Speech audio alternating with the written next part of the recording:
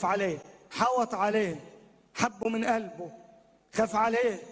وانا ببص على المشهد افتكرت قد ايه المسيح عنده نفس المشاعر، وان كان المسيح اعظم من داود واعظم من يونسان، لكن عارف المشاعر انه بيحبك زي ما انت. عارف المشاعر ان قلب المسيح اتكسر لاجل ما انت تصير صحيح.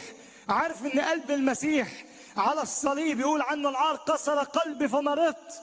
عارف المسيح على الصليب اتشوه، اللي اجمل من بني البشر، اللي انسكبت النعمه على شفتيه، يقول عنه الكتاب لا صوره ولا منظر. على الصليب سال الدم، ويقول المسيح وهو ماشي على درب الجلجثه من كتر الدم اللي نازف على وشه وقع المسيح على الارض، اختلط التراب بدم المسيح، بقي منظره ما يتشافش.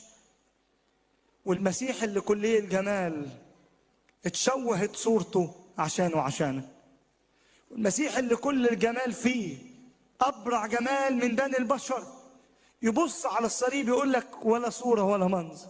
تبص على منظر الدم، لا وش ليه منظر، والايدين مثقوبة والرجلين مثقوبة والجنب مطحون والشعر أو الراس عذرا في إكليل من الشوك. كل الدوائر في المسيح جسدين مشوهة، بس يقول أنا شلت التشوه وشلت العار وشلت الخطية عشان انت تكون مرفوع الراس. انا نكست راسه عشان انت راسك تبقى مرفوعة.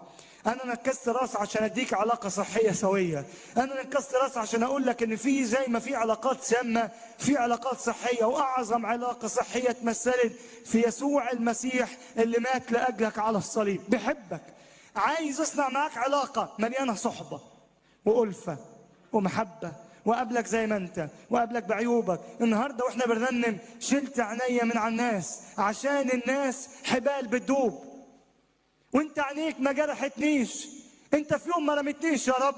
تعرفوا انا رافع ايدي واعلنها رغم كل ضعفاتي ورغم كل عيوبي ورغم كل خطاياي، عمر ما عين المسيح بصت لي بصه مختلف. عمرها ما شافتني قليل، ولا قالت لي ما تنفعش، ولا قالت لي انت هتفضل زي ما انت في الخطيه كده. لكن عين المسيح يوم بعد يوم بتقول لي من اجمل واحلى واحسن وافضل الشباب في عينيا انت وانت.